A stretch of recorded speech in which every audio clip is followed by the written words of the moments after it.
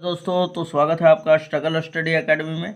तो आज के इस वीडियो लेक्चर में हम लोग दोस्तों अध्याय 6 जिसे हम लोग त्रिभुज कहते हैं और इसमें प्रश्नावली 6.4 करेंगे और प्रश्न संख्या हमारा तीसरा है। क्वेश्चन नंबर हमारा तीसरा क्या कह रहा है दोस्तों, आकृति 6.44 में ये आकृति में, ठीक है, एक ही आधार BC पर दो त्रिभुज ABC और DBC बने हुए हैं। यहाँ पे देखिए आप एक त्रिभुज ABC और त्रिभुज DBC, इन दोनों त्रिभुज का आधार जो है आपका ये BC है, ठीक है। यानी कि इस त्रिभुज के लिए भी आधार BC और इस त्रिभुज के लिए भी आधार BC है। अब बोल रहा है यहाँ पे कि यदि AD BC को O पर प्रतिच्छेद करे, यानी कि यहाँ पे ध्यान दीजिएगा, ये AD जो विकर्ण है ये BC को O पर बिंदु O पर प्रतिच्छेद करे तो सिद्ध करके दिखाना है कि एरिया ऑफ ABC यानी कि त्रिभुज ABC का क्षेत्रफल बटा में त्रिभुज DBC का क्षेत्रफल इन दोनों का क्षेत्रफलों का अनुपात AO बटा में DO, अर्थात ये AO बटा में DO के बराबर होता है, ठीक है। तो आइए सबसे पहले हम लोग लिख लेते हैं दोस्तों। क्या लिखेंगे कि त्रिभुज चूँकि दिया हुआ है ना, त्रिभुज ABC और DBC का एक ही आधार BC है, ठीक। तो यहाँ पे हमने लिख दिया दोस्तों कि त्रिभुज ABC और त्रिभुज DBC का एक ही आधार BC है। अब यहाँ पे ध्यान दिया जाए तो अब सिद्ध क्या करना है हम लोगों को, तो सिद्ध करना है यानी दर्शाना है यानी सिद्ध करना है कि एरिया ऑफ ABC बटा में एरिया ऑफ DBC बराबर है AO बटा में DO, है ना। तो हमने ये भी लिख लिया दोस्तों कि तो सिद्ध करना है हमें area of triangle ABC upon में area of triangle DBC is equal to AO बटा में DO, ठीक है। अब यहाँ पे ध्यान दीजिएगा थोड़ा सा, इस समांतर चतुर्भुज को थोड़ा सा मैं इसको सिस्टमैटिक रूप से बना लिया जाए। तो सबसे पहले तो मैं रचना करूँगा यहाँ पे, ठीक है दोस्तों। अब रचना क्यों कर रहा हूँ, क्योंकि अगर मैं त्रिभुज यहाँ पे त्रिभुज ABC का क्षेत्रफल है तो क्षेत्रफल बराबर होता है 1/2 आधार गुणे शीर्षलंब। और यहाँ पे देख लिया जाए तो यहाँ पे आपका इस त्रिभुज ABC में कोई भी ऐसा नहीं है, ऊंचाई नहीं है यहाँ पे, है ना। अब आप बोलेंगे कि ये वाला सर ऊंचाई ही तो है, लेकिन ये ऊंचाई नहीं है, इसमें फिगर में थोड़ा सा ये थोड़ा सा टेढ़ा रहेगा, ठीक है, इस तरह जाएगा। तो ये हमारा एक्चुअल में ऊंचाई नहीं है, तो हमें ऊंचाई का निर्माण करना पड़ेगा। तो यहाँ से A से हम लोग इस BC पे लंब डालेंगे, फिर D से इस BC पे ही लंब डालेंगे। जैसे ये आप देख सकते हैं फिगर में, अकॉर्डिंग टू फिगर ये हमने बनाया है। ये जो समांतर चतुर्भुज होगा हमारा ABCD ये कुछ इस प्रकार रहेगा, ठीक है। तो अगर हम लोग देखें तो त्रिभुज ABC में ये AM जो है एकदम ऊंचाई का काम कर रहा है, क्योंकि 90 डिग्री के साथ कोण बना रहा है ना। तो सबसे पहले हम लोग क्या कर लेते हैं, रचना करेंगे। क्यों रचना कर रहे हैं दोस्तों, तो यहाँ पर त्रिभुज ABC का क्षेत्रफल निकालने के लिए, क्योंकि त्रिभुज ABC का क्षेत्रफल क्या होगा 1/2 आधार गुणे ऊंचाई। तो आधार तो हमारे पास BC है लेकिन ऊंचाई नहीं है। अब इस AO को आप ऊंचाई नहीं कह सकते, क्योंकि AO जो है ये ऊंचाई नहीं है, ठीक है।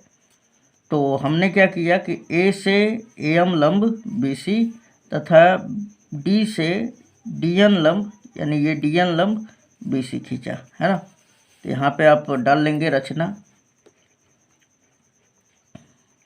यहाँ पर रचना डालने के बाद लिखेंगे AM लंब BC तथा D से DN लंब BC खींचा, DN लंब BC खींचा, ठीक है, ओके। इतना कर देने के बाद अब हम लोग प्रमाण डाल लेते हैं, है ना। ये प्रमाण हमने डाल लिया। अब देखिए हमें क्या सिद्ध करके दिखाना है, एरिया ऑफ ट्रायंगल ABC और बटा में एरिया ऑफ ट्रायंगल DBC बराबर होता है AO बटा में DO। आइए हम लोग क्षेत्रफलों का अनुपात निकालते हैं अपने से, है ना। तो सबसे पहले अगर बात कर ले हम लोग त्रिभुज ए बी सी में, तो यहाँ पे देखिए, यहाँ पे area of triangle A B C और बटा में area of triangle D B C, ठीक है, बराबर। अब त्रिभुज ए बी सी का क्षेत्रफल, एरिया मतलब क्षेत्रफल होता है ना, तो अगर त्रिभुज ए बी सी का क्षेत्रफल का बात करें दोस्तों, तो क्या होता है फॉर्मूला, 1/2 और आधार, आधार क्या है इस त्रिभुज ए बी सी में, तो बी सी है ना आधार, ठीक है, क्या है दोस्तों, बी सी हमारा आधार है, ठीक है। तो यहाँ पे आधार हम क्या रख लेंगे, बी सी रख लेंगे, और ऊंचाई क्या है हमारा ए एम, तो यहाँ पे हम लोग ए एम रख लेंगे, ओके।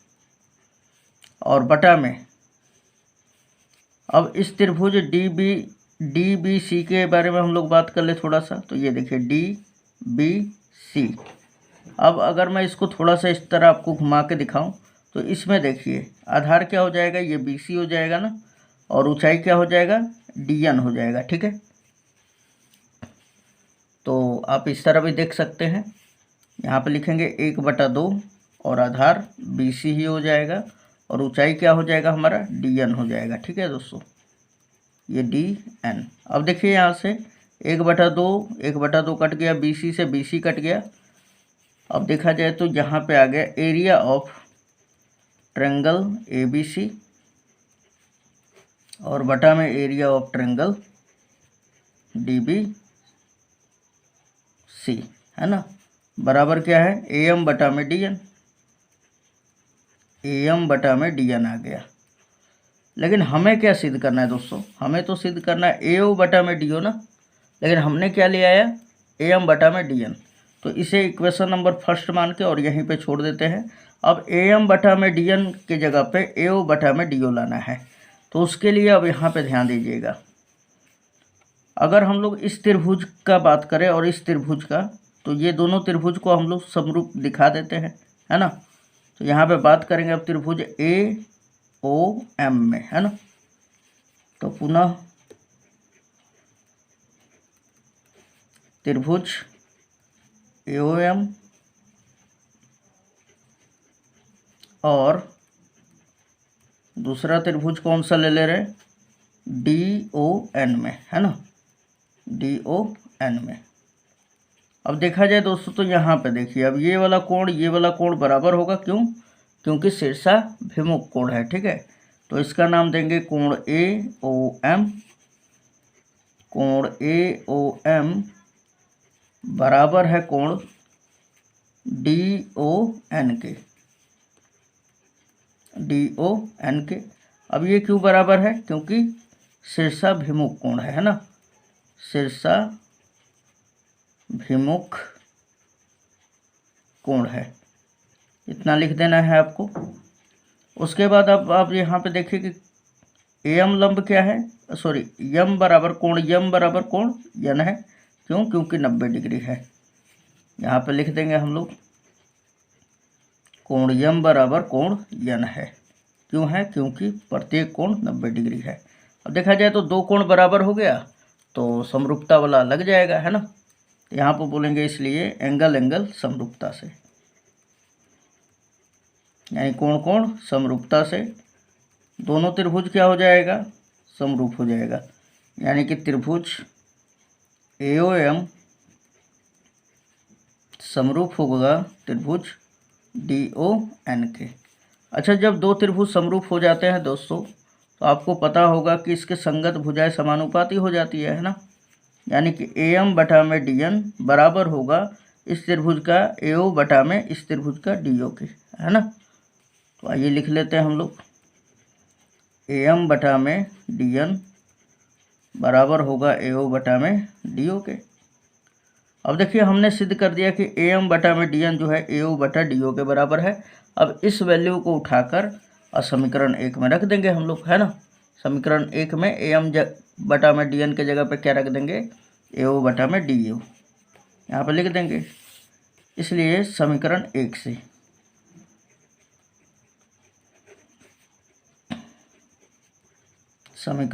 से एरिया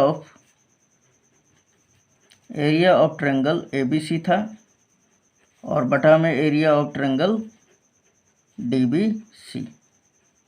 और यहाँ पे देखा जाए तो ये देखिए समीकरण 1 है। अब AM बटा में DN की जगह पे क्या लिख दूंगा दोस्तों, AO बटा में DO, है ना। क्यों? क्योंकि AM बटा में DN जो है AO बटा में DO के बराबर हो गया। और यही आपको प्रूफ करके दिखाना था, हैंस प्रूफ। ठीक है, तो चलिए नेक्स्ट क्वेश्चन देखते हैं। क्वेश्चन नंबर 4 कह रहा है दोस्तों, यदि दो समरूप त्रिभुजों के क्षेत्रफल बराबर हो तो सिद्ध कीजिए कि वे त्रिभुज सर्वांगसम होते हैं। अब यहाँ पे ध्यान दीजिएगा दोस्तों कि दो त्रिभुज है हमारा, दो त्रिभुज जो कि समरूप है ना, और उसके क्षेत्रफल भी क्या है, बराबर है। तो हमें सिद्ध करना है कि वो दोनों त्रिभुज समरूप तो है ही, उसके साथ साथ सिद्ध कीजिए कि वो सर्वांगसम भी होंगे। ठीक है, तो ऐसा हम लोगों को सिद्ध करना है। तो सबसे पहले यहाँ पे देखिए, ले लेंगे हम लोग दो त्रिभुज। ये हमने लिया है, एक त्रिभुज हमने लिया है ABC और दूसरा DEF। अब ये दोनों त्रिभुज सर्वांगसम है ना, और इसके क्षेत्रफल भी बराबर है। तो आइए यहाँ पे लिखते हैं सबसे पहले कि चूँकि दिया हुआ है दो त्रिभुज ABC, यहाँ पे लिखेंगे क्या कि चूँकि दिया है त्रिभुज ABC और त्रिभुज DEF समरूप है ना, क्योंकि यहाँ पे समरूप दिया हुआ है ना, तो यहाँ पे लिख लेंगे। यहाँ पे आप देख सकते हैं हमने लिख दिया। उसके बाद बोल रहा है कि यहाँ पर कि दो समरूप त्रिभुजों, तो हमने समरूप कर दिया, और इसके क्षेत्रफल क्या है, बराबर है। ठीक, तो लिखेंगे और क्षेत्रफल, यानी कि त्रिभुज ABC का क्षेत्रफल बराबर है त्रिभुज DBC के क्षेत्रफल के। तो हमने ये भी लिख दिया दोस्तों। अब लिखेंगे यहाँ पे कि तो सिद्ध करना है कि त्रिभुज ABC और त्रिभुज DEF सर्वांगसम है ना। ठीक है दोस्तों, ये हमने लिख दिया। अब हम लोग चलते हैं, अब काम करते हैं इस पर, है ना। तो अब डालेंगे हम लोग प्रमाण। ये देखिए, अब सबसे पहले यहाँ पर देखा जाए तो क्या क्या दिया हुआ है। तो यहाँ पे दिया हुआ है कि चूँकि त्रिभुज ABC समरूप है त्रिभुज DEF के, है ना। तो यहाँ पे लिख लेंगे कि चूँकि ये फिगर आपको ना यहाँ पे बगल में आपको बना लेना है। ठीक है, जो कि मैं अलग से बना रखा हूँ, है ना। तो आपको बना लेना है अलग से। ठीक, अलग से नहीं, मतलब इसी जिस पेज पे आप बना रहे हो उसी पेज पे बनाना है। यहाँ पे लिखेंगे कि चूँकि ये त्रिभुज ABC और समरूप है त्रिभुज DEF के, तो त्रिभुज ABC समरूप है त्रिभुज DEF के, तब इसके क्षेत्रफलों का अनुपात, इन दोनों के क्षेत्रफलों का अनुपात इनके संगत भुजाओं के अनुपात के वर्ग के बराबर होगा। कहने का मतलब है कि एरिया ऑफ, इसलिए एरिया ऑफ ट्रायंगल ABC और बटा में एरिया ऑफ ट्रायंगल DEF बराबर होगा किसके, AB बटा में DE, है ना, का होल स्क्वायर, बराबर होगा BC बटा में EF के होल स्क्वायर, बराबर होगा AC बटा में DF के होल स्क्वायर के। ठीक है, तो यहाँ पे हमने लिख दिया दोस्तों। अब यहाँ पे ध्यान दीजिएगा, लेकिन हम लोग क्या देख रहे हैं कि दोनों त्रिभुजों का क्षेत्रफल बराबर है, यानी कि इसका जितना क्षेत्रफल है उतना ही इसका भी क्षेत्रफल है, क्योंकि यहाँ पे दे रखा है। ठीक है, तो यहाँ पे लिखेंगे कि चूँकि, इसको समीकरण नंबर 1 भी कह सकते हैं आप, है ना। तो यहाँ पे लिखेंगे कि चूँकि एरिया ऑफ ट्रायंगल ABC बराबर है एरिया ऑफ ट्रायंगल DEF के, यानी कि दोनों त्रिभुजों के क्षेत्रफल बराबर है। तो क्या DEF के जगह पर ABC रख सकते हैं, एकदम रख सकते हैं। तो रखते हैं यहाँ पर लिखेंगे, इसलिए त्रिभुज, एरिया ऑफ त्रिभुज ABC, यानी त्रिभुज ABC का क्षेत्रफल बटा में DEF के जगह पे ही क्या रख देंगे, ABC। क्यों? क्योंकि दोनों बराबर है, इसलिए आपका मर्जी कर रहा है तो DEF के जगह पे ABC रख दीजिए या ABC के जगह पे DEF रख दीजिए, कोई दिक्कत नहीं है। बराबर हो जाएगा दोस्तों इस पूरे भुजाओं का अनुपात के, अर्थात ए बी बटा में डी ई के होल स्क्वायर बराबर बी सी बटा में ई एफ के होल स्क्वायर बराबर ए सी बटा में डी एफ के होल स्क्वायर के। ओके, अब यहाँ पे ध्यान दीजिएगा, ये पूरा कट जाएगा 1 टाइम्स में, है ना। तो 1 बराबर क्या हो जाएगा, ए बी बटा में डी ई का होल स्क्वायर बराबर बी सी बटा में ई एफ के होल स्क्वायर बराबर ए सी बटा में डी एफ के होल स्क्वायर के। ओके, अब देखिए, इसलिए मैं पहले वाला भाग को इसके बराबर करता हूँ, या 1 बराबर हो जाएगा ए बी बटा में डी के होल स्क्वायर के, है ना। अब स्क्वायर भेजते हैं तो रूट चढ़ जाता है, लेकिन कोई मान में परिवर्तन नहीं आएगा, यानी कि आपका 1 बराबर क्या हो जाएगा, ए बी बटा में डी ए। ठीक है, स्क्वायर हमने भेज दिया तो रूट चढ़ेगा, और 1 का वर्गमूल क्या होता है, 1 होता है ना। डी ई भाग में है और इधर आएगा तो गुणा में। सो ए बी बराबर क्या आ जाएगा, अब देख लिया जाए तो ए बी इधर रखिए चाहे इधर रख दीजिए, कोई दिक्कत नहीं है। ए बी बराबर क्या आ जाएगा, डी ई। ठीक, इसी प्रकार अगर देखा जाए तो बी सी जो होगा एफ के बराबर हो जाएगा। क्यों, क्योंकि ये भी 1 के बराबर करेंगे, तो जैसे ए बी बराबर डी ई आया है उसी तरह बी सी बराबर ई एफ आ जाएगा, है ना। इसी प्रकार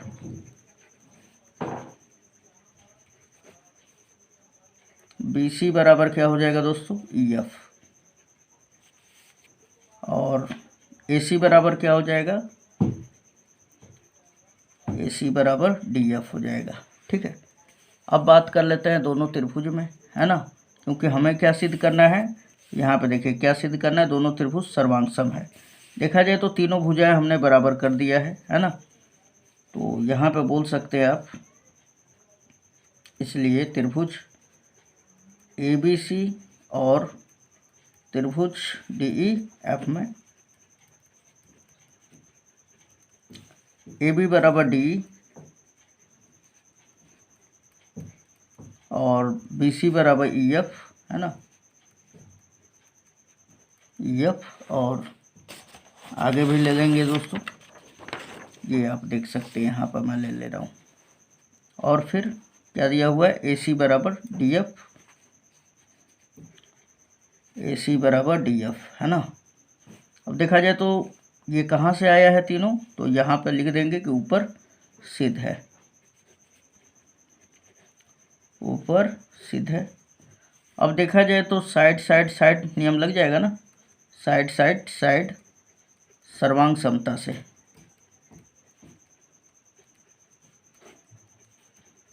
दोनों त्रिभुज क्या हो जाएंगे दोस्तों, सर्वांग सम हो जाएंगे, यानी त्रिभुज ए बी सी सर्वांग सम हो जाएगा त्रिभुज, ये सर्वांग सम का सिंबल होता है, ठीक है, त्रिभुज डी ई एफ के। Hence proved. तो उम्मीद है दोस्तों ये भी क्वेश्चन समझ में आ गया होगा। चलिए क्वेश्चन नंबर नेक्स्ट देख लेते हैं। क्वेश्चन नंबर हमारा 5 है दोस्तों। बोल रहा है एक त्रिभुज ए बी सी की भुजाओं ए बी बी सी और सी ए के मध्य बिंदु क्रमशः डी ई और एफ है। तो यहाँ पे बोल रहा है डी ई एफ और त्रिभुज ए बी सी के क्षेत्रफलों का अनुपात ज्ञात कीजिए।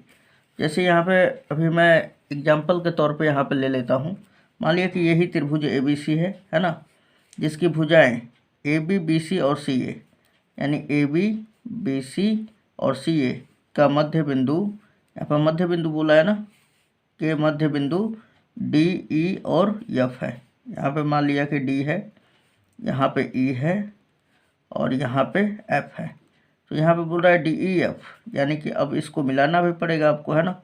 ये देखिए इस तरह मिला देंगे, इस तरह मिला देंगे और इस तरह मिला देंगे। तो इस त्रिभुज डी ई एफ और ये त्रिभुज ए बी सी, इन दोनों के क्षेत्रफलों का अनुपात ज्ञात करना है।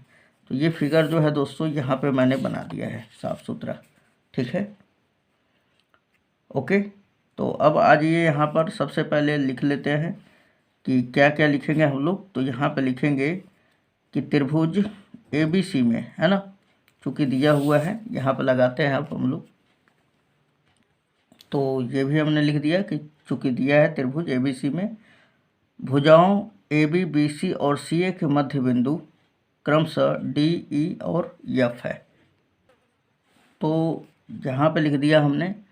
तो आपको शायद एक थेल्स प्रमेय आपको याद आ रहा होगा दोस्तों।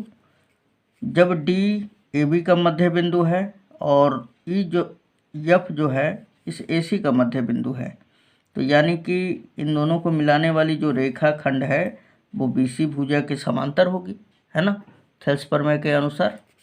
तो यहाँ पे लिख सकते हैं, इसलिए थेल्स प्रमेय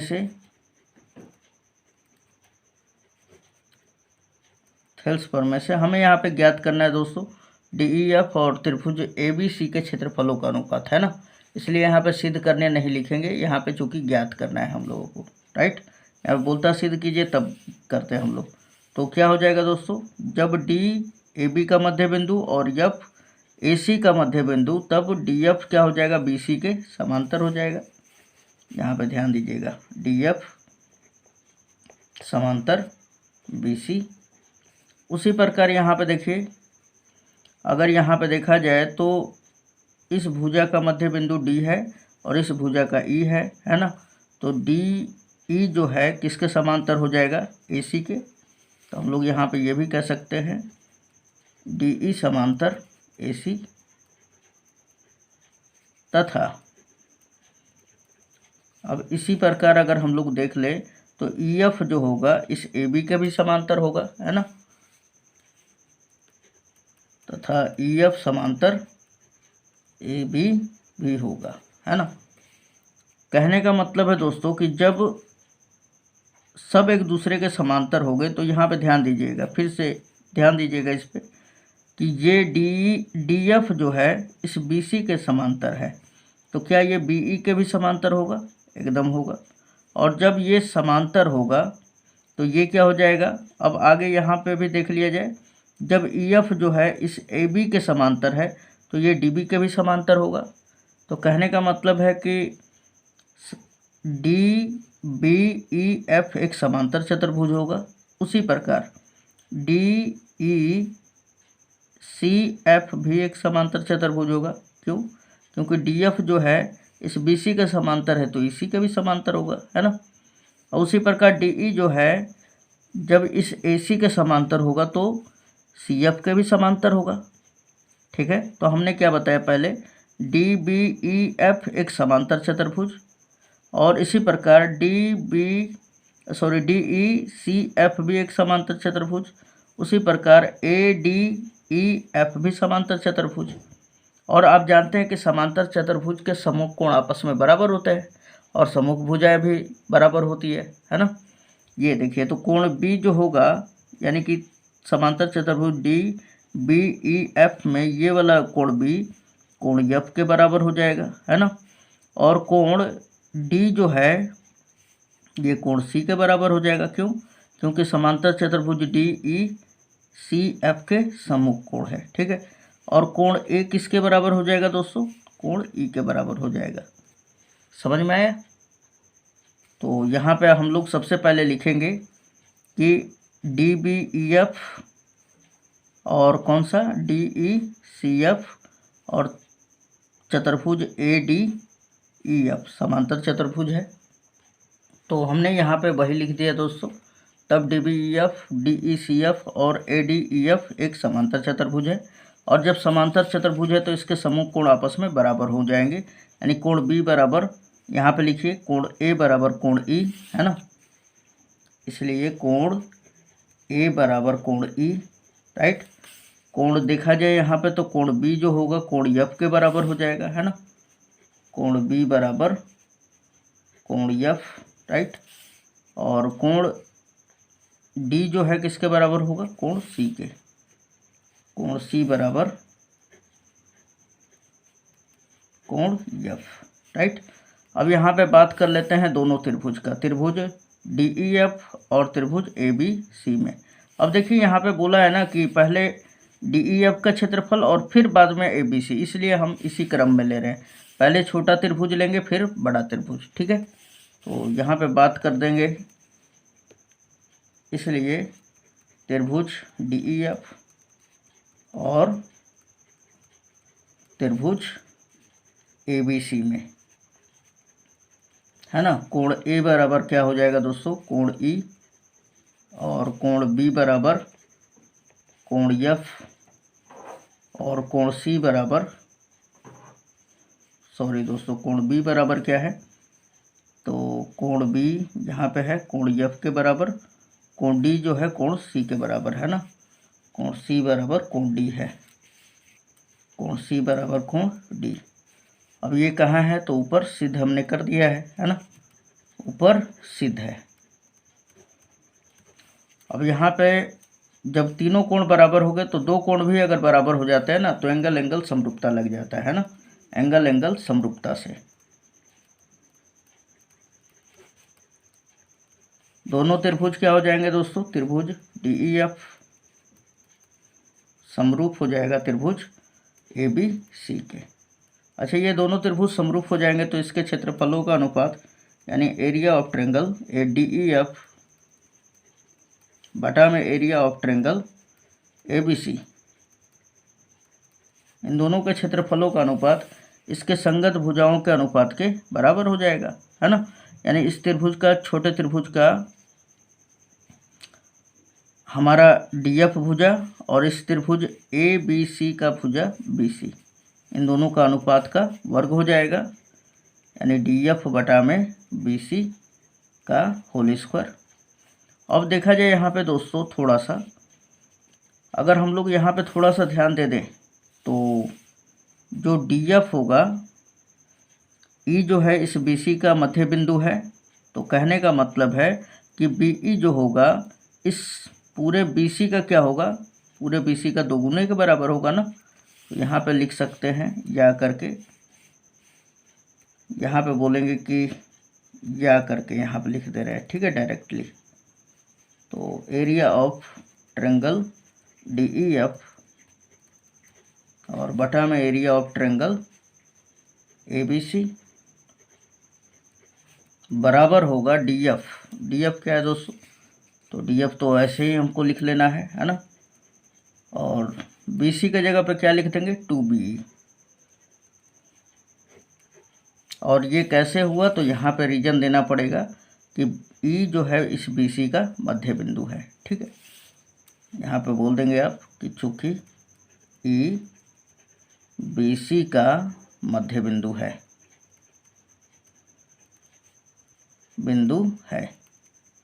ठीक है। उसके बाद यहाँ पे थोड़ा सा और ध्यान देना है दोस्तों। अब यहाँ पे ध्यान ये देना है आपको कि अब इस BE को भी DF के ही बराबर करूँगा, तो यहाँ पे ध्यान दीजिएगा। देखा जाए तो ये समांतर चतुर्भुज DBEF में ये BE जो होगा इस DF के बराबर भी होगा, क्यों, क्योंकि समांतर चतुर्भुज के सम्मुख भुजा है ना। यहाँ पे बोलेंगे कि चूँकि BE बराबर DF है, क्यों, क्योंकि समांतर चतुर्भुज के सम्मुख कोण है, सम्मुख भुजा है, ठीक है, सम्मुख भुजा है। इतना लिख देने के बाद अब यहाँ पे देखिए BE के जगह पे क्या रख देना, आपको DF रख देना है, ठीक है। तो रखते हैं यहाँ पे एरिया ऑफ ट्रायंगल DEF बटा में एरिया ऑफ ट्रायंगल ABC बराबर हो जाएगा, DF को तो DF ही रखना है और बटा में 2BE के जगह पे DF रख देना है, ठीक है। इसका होल स्क्वायर करते जाना है हम लोगों को, यहाँ पे भी होल स्क्वायर रहेगा, है ना। ये DF से DF कट गया दोस्तों, क्या मिला, 1/4। 2 का स्क्वायर क्या, 1 का स्क्वायर क्या होगा, 1 बटा में, ये देखिए DF से DF कट गया एक बार में, 1 का स्क्वायर 1, 2 का स्क्वायर 4। अब इसको लिख भी सकते हैं इस तरह भी, 1 पहले है तो 1 लिख दीजिए, बटा का मतलब अनुपात ही होता है, और ये 4, और यहाँ पे इन दोनों का भी अनुपात लगा दीजिएगा। तो उम्मीद है दोस्तों ये वीडियो लेक्चर आपको काफ़ी यूजफुल लगा होगा और इससे काफ़ी सीखने को भी मिला होगा।